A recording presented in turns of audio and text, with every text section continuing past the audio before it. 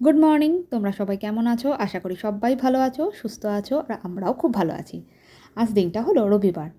ছোটোবেলা রবিবার মানে জানতাম ছুটি, খেলা, আনন্দ, গল্পগুজব করা, আড্ডা মারা, সব কিছু। যেদিন থেকে বিয়ে হয়েছে সেদিন থেকে জানতে পারলাম রবিবার মানে হলো ঝগড়াঝাঁটি, অশান্তি, সকাল থেকে ব্যস্ততা, ঘরের লোকের জন্য টিফিন করা, বাপরে বাপ, দেরি করে ঘুম থেকে উঠলে নিজের দেরি হয়ে যাওয়া। আর কি বলবো, রবিবার মানে হলো এখন অশান্তি, মানে ভয় লাগা। এগুলো কেন বলছি দেখতে পাচ্ছ? নাগের বাজার, মানে কলকাতার মতন একটা জায়গায় নাগের বাজারটা ফাঁকা। ঘরে সবজিপাতি তেমন কিছু ছিল না, তাই রবিবার সকাল সকাল ঘুম থেকে উঠে পড়েছি আর শুভ্রজিৎকে বললাম, চলো তুমি আমার সাথে বাজার চলো। তাই ওকেও টেনে নিয়ে এলাম। আমি একা কেন যাই, তুমিও চলো। সেজন্য চলে এসেছি, দেখেছো ফুলের গাড়িটা এখনও অবধি ফুল দিতে এসছে। তাহলে কতটা সকালে এসছি। সবে মাত্র কয়েকটা সবজিওয়ালা সবজি লাগিয়েছে।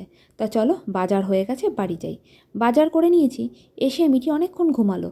ওকে টেনে উঠিয়ে বিছানার চাদরটা পাল্টিয়ে এখন আমি ঘরের রান্নাঘরের দিকে যাব।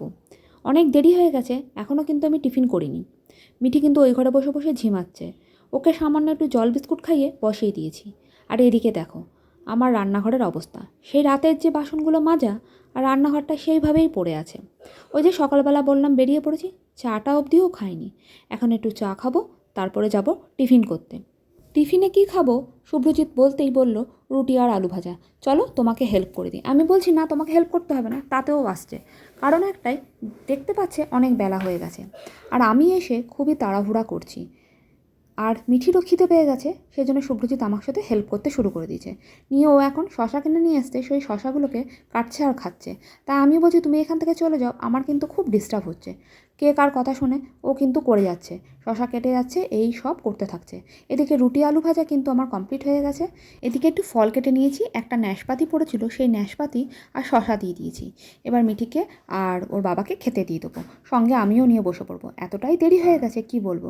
এখন প্রায় 11:30 মতন বাজতে যাচ্ছে। মিঠির প্রচণ্ড খিদে পেয়েছে। তা চলো এবার খাওয়া দাওয়া করি আর রান্নাঘরের দিকে ছুটি। যখন বাজার করতে গেছিলাম তখন একেবারে মাংস নিয়ে চলে এসেছিলাম। তা শুভ্রজিৎ বলল, মাংসটাই আজকে করে ফেলো, একটাই কারণ এটা হলো তাড়াতাড়ি হয়। তো ও বললো তোমাকে ঘরে গিয়ে আমি হেল্প করে দেবো। সত্যিই আমাকে মাংসটা করতে হেল্প করেছে। আমি কেটে বেটে সব করে দিয়েছি, ও কিন্তু পুরো মাংসটাই করেছে। আর মাংসটা বলতে নিয়ে ও খুব কিন্তু খারাপ করে না। আমার দিকে ভাতও হয়ে গেছে, এই যে আমার ভাতটাও হয়ে গেছে। এদিকে করছি হলো আলু ভাজা। হঠাৎ করে শুভ্রজিৎ বললো, একটু আলু ভাজা আর পাতলা করে ডাল করো না, আজকে ডাল দিয়ে আলু ভাজা দিয়ে প্রথম পাতে খাবো। আলু ভাজাটা খেয়ে নাকি ওর খুব ভালো লেগেছে রুটি দিয়ে। সেই জন্য বললো আবার একটু আলু ভাজা করো। সেজন্য অল্প করে ডাল করে নিয়েছি আর করছি হলো আলু ভাজা। মধ্যেখানে জানো তো একদমই ভিডিওর সামনে আসা হয়নি, একটাই কারণ, ওইদিকে শুভ্রজিৎ করছিল মাংসটা, তখন আমি ঘর ঝাড় দিয়ে মুছে ওই কাজগুলো কমপ্লিট করে নিয়েছি। সেজন্য আর এদিকটা আসা হয়নি। আমাদের একটা জিনিস দেখাই, দেখো শুভ্রজিৎ মাংস রান্না করছিল, কেমন তেল ছিটিয়েছে দেখো চারিদিকে, দেখেছো? এগুলো সব এবার পরিষ্কার করতে হবে। হ্যাঁ, রান্নাটা করতে অনেকটা হেল্প হয়, মাংস হলেই ও করে, কিন্তু হেল্প হয়। কিন্তু দেখো এই চারিদিকে ছেটানোগুলো কী যে বিরক্ত লাগে, কী আর বলবো। ওই যে তোমাদের বলছিলাম প্রথমেই, রবিবার মানে ভয় লাগা। হ্যাঁ, দেখো আমার ঘরের অবস্থা। এখন আবার এইগুলো করতে হবে, আর কটা বাজে সেটাও তোমাদের দেখাচ্ছি। আর আমার মতন কিন্তু রবিবারটা তোমরা কে কে কাটাও সেটা কিন্তু কমেন্ট করতে একদমই ভুলো না। দেখতে পাচ্ছ এতগুলো জামা কাপড় কাচাকাচি করেছিলাম, সব কিন্তু শুকিয়ে গেছে। এগুলোকে আবার ভাঁজ করতে হবে। কটা বাজে তোমাদের দেখিয়ে দিচ্ছি। তাহলে আমার মতন কিন্তু তোমরা কিন্তু রবিবারটাকে একদমই কাটিও না।